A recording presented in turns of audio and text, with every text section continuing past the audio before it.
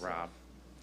How much input did you have on the lavender uniforms that seem to be the rage on the internet? Zero. I had no idea. I'm so out of the loop when it comes to that stuff. I just showed up. They look great, and especially when you win a game like that. But that's probably Megan. She's probably you can give her all the credit.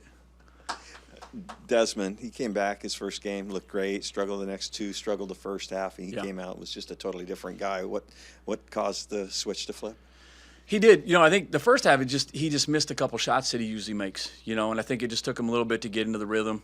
And I'm sure him and Wesley were, a little anxious. We knew that was going to happen, but I didn't care as long as they were both aggressive. And, once he got into the flow, he's unstoppable to guard.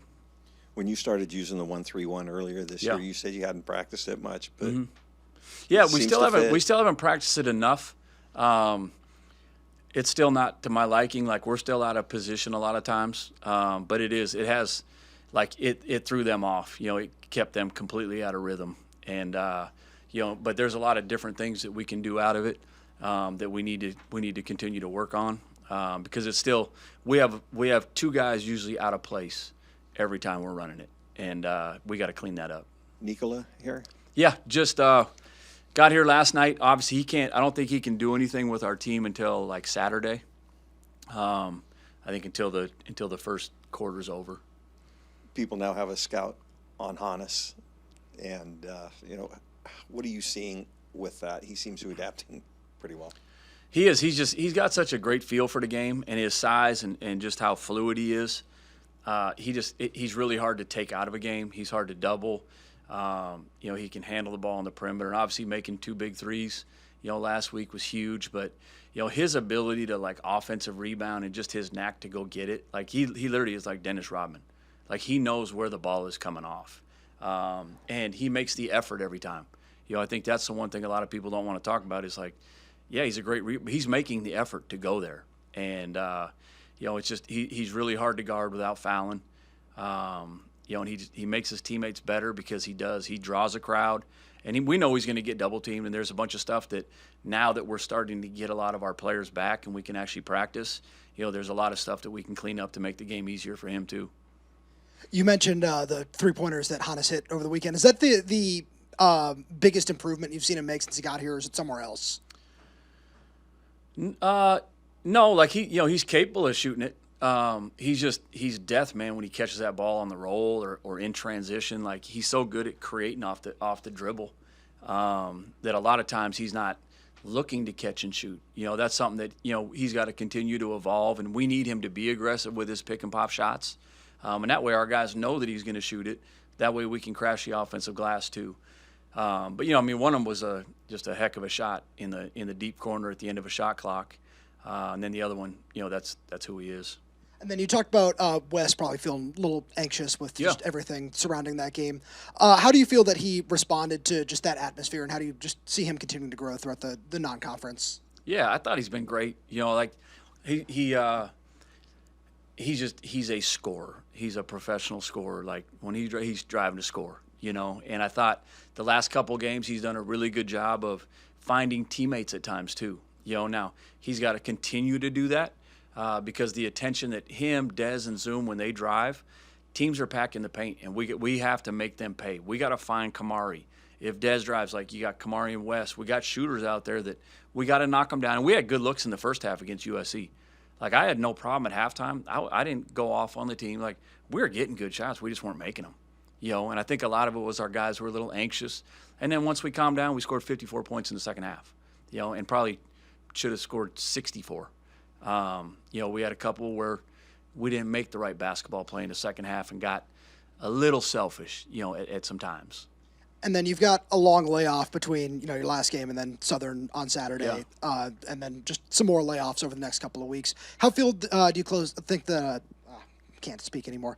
How close do you feel Bryson Tucker is to returning? Yeah, I think hopefully close. It's been over 4 weeks, and so hopefully he can continue to make some progress this week. Because like I said, we had 5 players at home last week. Like, we go to play USC, a top 25 team on the road, and we have so much length and athleticism sitting here in Seattle. You got 7-foot Marty Traore. You got 6'11" Christian Nitu. You got 6'8" player of the year from Lipscomb, Jacob Ogniksevich.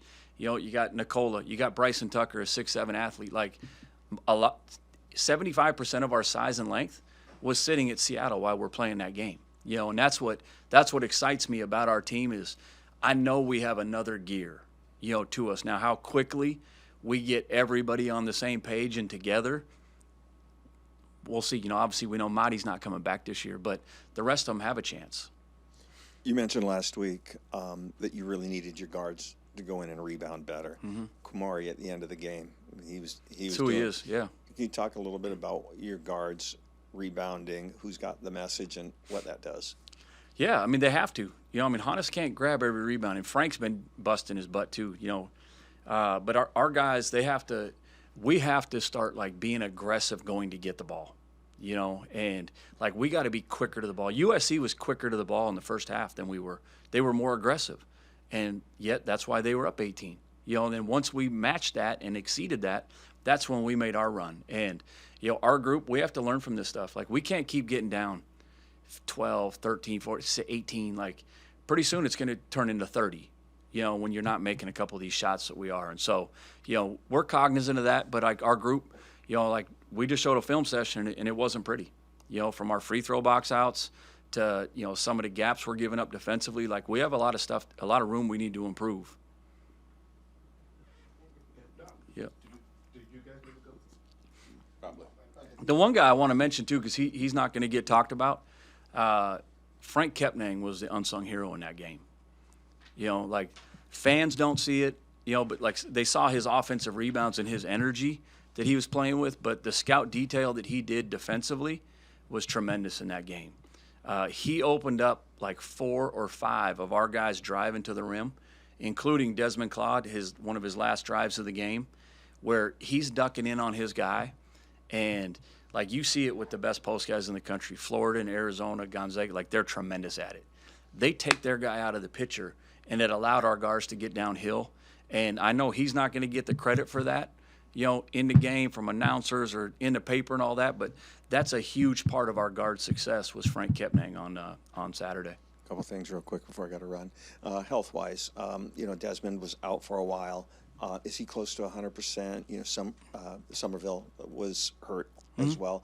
These guys that had extended time out, are they all back to 100%? And then also, can you address JJ's not getting as many minutes as he did earlier in the year? Yeah. Yes, those two are, yeah, they're basically 100%. Yeah, you know, and they're getting back into it. And we'll even use this week to, you know, really ramp up our conditioning and do a lot of skill work, as well as practice starting up again on Wednesday. JJ's deal, it's been fouling. You know, I mean, he had 3 quick fouls in, I think, 4.5 minutes, you know, against USC. And so we have to be able to guard some of these really quick guards without fouling. And, yeah, is it freshmanitis? Yeah, it probably is. You know, but, like, when he gets in, he's got to really focus on defending without fouling, rebounding, making the toughness plays, getting some charges, diving on the floor, like getting himself going that way, because it is like his time's coming. Like, we know how good of a player he is, and a lot of it has been, you know, the last couple games. Like, when he does get in, he picks up 2 quick fouls, you know, and so he's got to stay away from that. But he's such an intelligent kid, and he wants to do the right thing. Like, he's going to keep improving because of that mentality. But he's going to be a big part of what we do moving forward. Thanks, Coach. Yep.